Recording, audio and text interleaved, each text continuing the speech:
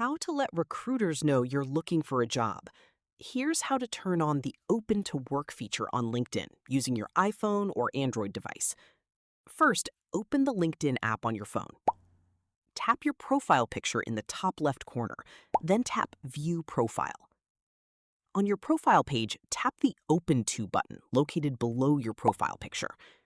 Next, tap Finding a New Job. Now, enter the job titles you're interested in. Then add your preferred work locations. Choose the job types you're looking for, such as full-time, part-time, contract, or internship.